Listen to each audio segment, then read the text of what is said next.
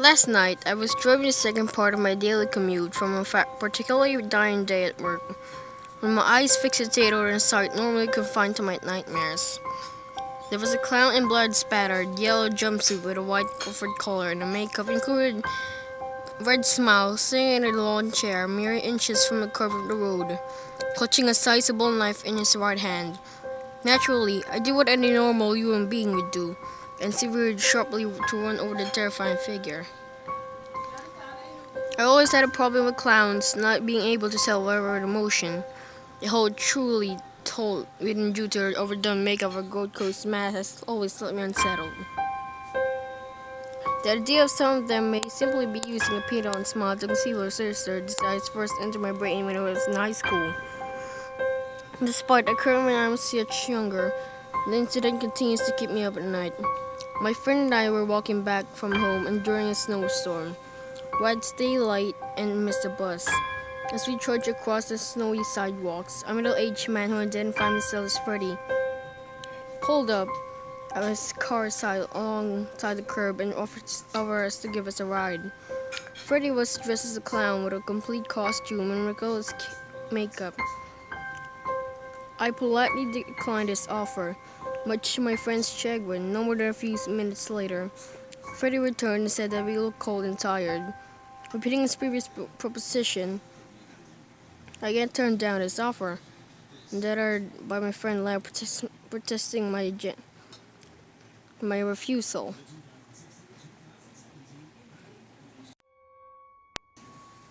We began arguing, and Freddy pulled us next to us. But a couple minutes later, insisted that this would be a final opportunity to accept his generous offer.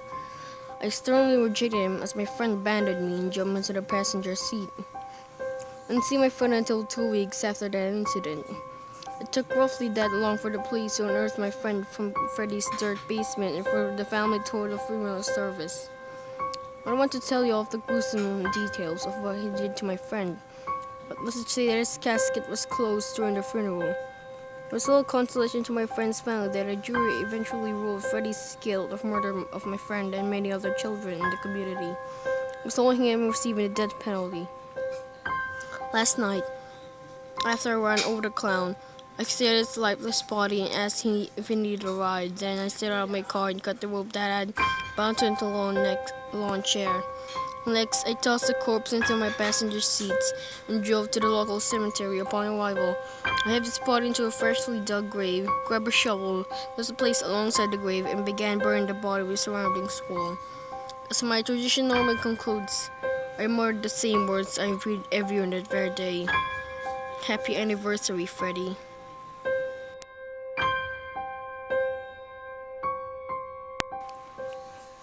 I make a big deal about clowns on my website, and this is why. One night, around 7 p.m., when I was walking home from my ice arena, I noticed a light tan colored van with strange objects in the windows just sitting there on the side of the road. As I walked closer, getting ready to cross the street before passing the vehicle, I realized the object were just a balloon. A little curious, I stepped closer to see what all of the balloons were about, and suddenly, from inside the van, in between all of the balloons, a clown popped his head out and smiled. He didn't say anything, he just sat there staring and grinning. I stepped off the curb and walked a little faster. It was dark by then.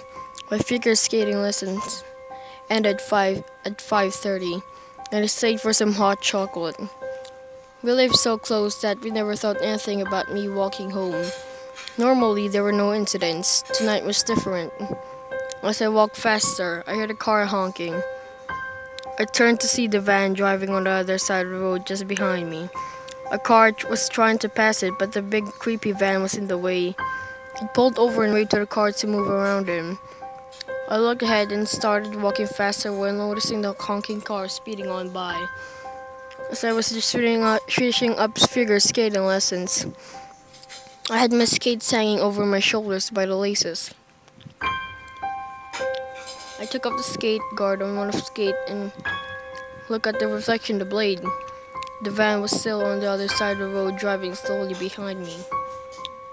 I turned the corner into the condos that we lived in and made my way around the inside of the complex. I noticed he had turned to the gated community when another car pulled in. I slipped into one of the carports and hid behind a large station wagon. My apartment was way across the lawn. There he was, driving slowly and scoping each carport. I was terrified. Between each set of condos was a grassy area with nowhere to hide. I was stuck there, behind his car, until he left. But how would I know if he had left? I didn't hear a car pull up to the other side of the carport.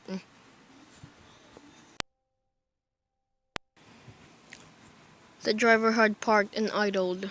I checked all the walls around me in the car, wondering how he could possibly find me there, and noticed the rubber guard from my skateboard was no longer in my pocket. I peeked out around the station wagon, and there it was, sitting there out in the open behind the station wagon. I heard footsteps creep out to the carport, and I crouched lower behind the car and wheel. Here, kitty kitty, have some candy, some treats. Heard the bag shake. I won't hurt you. I covered my mouth to stop screaming and waited. The footsteps came closer. Kitty kitty, come out and purr for me. I pulled my skates from over my shoulder and took off my backpack. There was no way I'd make it out with the backpack. The creepy clown would probably grab it and pull me back. I got ready to jump and run as the footstep came closer. Kitty kitty, he hissed. I jumped and swung my skates around my head off by the laces. He fell backwards as the back of my figure skate slammed into his forehead. I ran so fast and hard that I knew I would tell if I would impale myself. My blades. I wouldn't let go of them though. They became weapons for me. My safety, my defense. I zigzagged through the building once. When I arrived home, I turned off all the lights and double locked the door. Mom wasn't home, due home for the work for another hour. Back then, we didn't have cell phones or cordless phones. Our phone was hanging on the wall. I didn't dare get up to use the phone, so I waited.